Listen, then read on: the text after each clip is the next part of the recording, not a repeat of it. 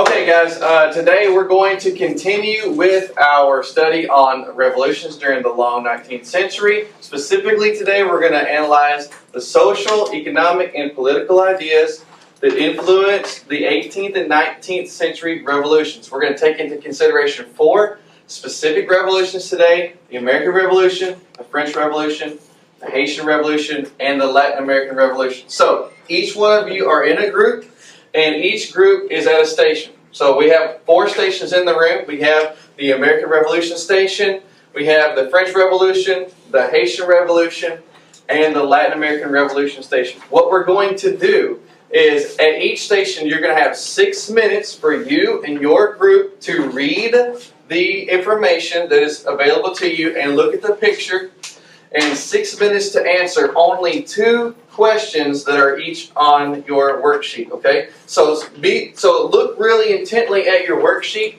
and make sure that you are answering questions that are according to your station. For example, when you are at the American Revolution station, Station 1, make sure that you are looking at Station 1 questions on your worksheet. Okay, so you don't get confused and start writing stuff in the wrong spot. There's only 2 questions per station. Okay. They do require some critical thinking. And I'm going to give you a clue, and I'm going to say that there are about 2 questions that you're going to run into in which you're not going to get all the information that you need from the paper that's directly in front of you. You're going to have to take what you learned from that paper, and then you're going to have to get a little bit of information from one of the other revolutions in order to complete your answer. Therefore, if you run into a question in which you say to yourself, I don't think I have all the information I need by looking at just this information, don't worry, because after we have completed the rotations, I'm going to give you the last 6-minute segment to clean up answers that you haven't been able to complete yet. Alright, it's just going to take a little bit of critical thinking to complete all of the answers. Alright, so that's the way we're going to roll with this. If you have any questions, I'm getting my timer ready. If you have any questions while you're doing it, then please ask, and I will come around and I will try to help you with each one of them. I'm sure you'll have some questions. I'll do my best to guide you in the right direction. Work together and answer the 2 questions at each station. 6 minutes for the first one, and ready. Radical social and political change that overturns monarchy, given the struggle against rich class systems and ancient regimes, and the power of the king, and number 2, in the capital. Revolution proclaimed extreme violence, including the beheading of the revolution. It's like the French Revolution. It's like there's a period of radical social and political change. So it's like, and the question is saying, how did the social structure of France contribute to the revolution? Oh, and we have this. Yeah. All right, what is it? Now, Landon, you put that into a sentence so you can tell them what that is.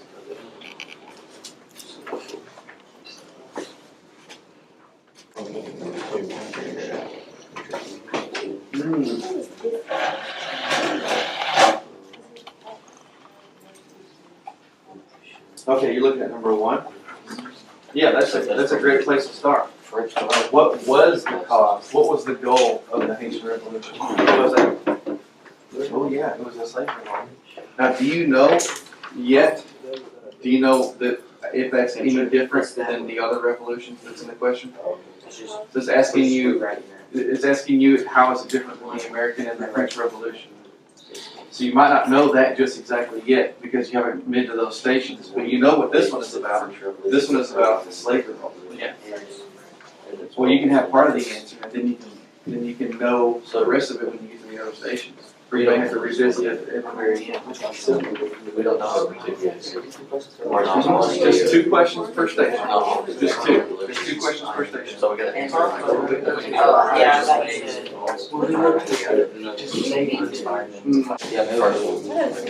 So that one, now I think we're going to go in November.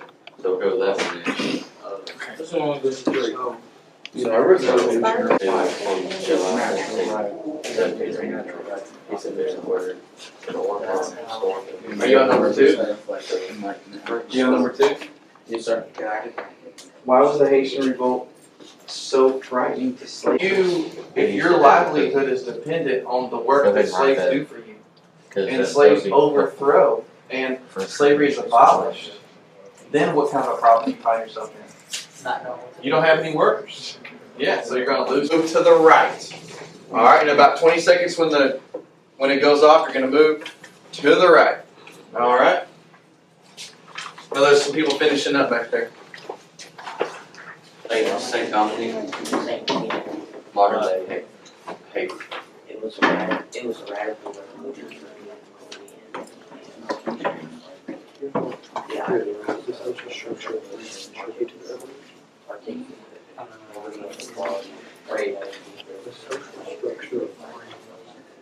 Yeah, that's a tough one. They fought for self-rule. Self-rule, okay. Who fought for self-rule? You got it. You got it. one of the other groups. Okay, the other groups. What's one example of one of the groups? The Creoles. Yeah. So the idea is that in the social hierarchy, that the smaller groups wanted to be able to rule themselves. We get one example from this article, the Creoles. The Creoles and other small groups wanted to rule themselves. No, don't worry about that. All right, don't worry about it. I get it. About 6 minutes at the next section.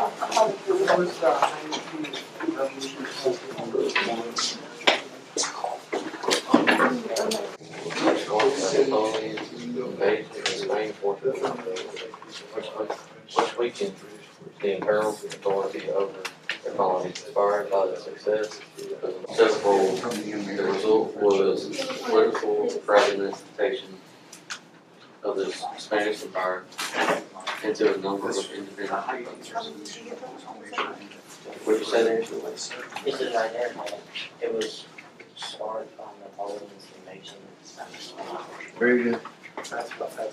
Alright, pause. I know the timer went off, but don't move yet because I'm helping somebody real quick. Pause. On how it led to independence. Think about this sentence right here.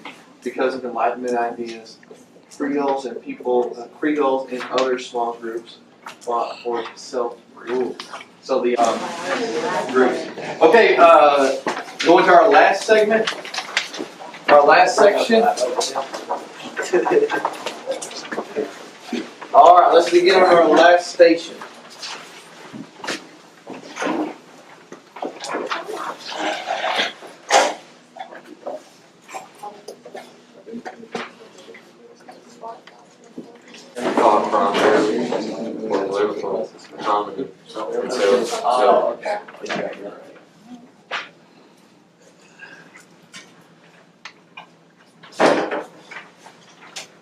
And then, rather than radical social upheaval, fueled by Enlightenment ideas of natural life, natural rights, and popular sovereignty, the colonists protested what they saw as unfair taxation and a lack of representation in the British Parliament. The revolution ultimately led to the creation of the United States as a new type of government, republic based on democratic principles. So the main goal was They self-government, fought primarily for rewording, so they can have autonomy and self-government. Yeah, what is political autonomy? It's the same word that is the same. It's the same idea mentioned on the second line.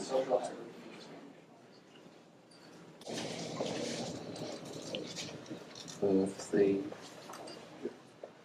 So, how did the social revolution. Enlightenment. All these new ideas that politically and like socially weren't acceptable before this period of time during the Enlightenment. See, we got a couple of examples right here. Fueled by Enlightenment ideas of natural rights and popular sovereignty. So So those are a couple of ideas that are new to the world, or new to this part of the world. So that's basically what it's asking. Natural rights and popular sovereignty. The question is, do we know what those are? Natural rights. So we get some examples of like early American founding fathers saying that we ought to have the right to life, liberty, and the pursuit of happiness. That's a new idea. That's an example of like a natural right. What is popular sovereignty? You remember when we talked about sovereignty a few days ago? Sovereignty is who's in charge. Sovereignty is who's in charge. So if we say popular sovereignty, then who are we saying that's in charge? Okay. The president. The population. Yeah, very good. The population is who's in charge. Alright, so that's the idea of popular sovereignty. That's a new idea, an Enlightenment time period idea that's new to this part of the world. Because on the other side of the coin, who normally is in charge? Not the population, but whom? The leader. The leader, the king, the queen, whoever it is. Good job. Any question about any of it so far, or what we've done about the 4 revolutions? Now, let's say one more thing. Let's end with this idea. Okay, we talk about 4 relatively violent revolutions today. Now we've learned about revolutions in the past. Is every revolution violent? No, because what does a revolution mean? A big change. A large change, a change on a great scale. So give me one example of a non-violent revolution. American. No, American Revolution. it was violent. We fought a war. Oh, that's right. Give me a different one. Give me a different one. Give me one that we talked about yesterday or the day before that. The French killed their king. Yeah, give me one that we haven't talked about today though. Well, we had a king. Latin American. No, one that we haven't talked about today. One that we, A scientific. Oh shoot. the scientific. Oh, there we go. Scientific revolution. Or the I said- Industrial Revolution. Or the industrial, thank you. Or the industrial revolution, okay? These are great, huge changes. Not all of them are violent. Not all of them are like overthrowing. But the 4 that we consider today were pretty violent, and they are different than just the exchange of ideas, which caused big change, like in the industrial and the scientific revolution. All right, good job, guys.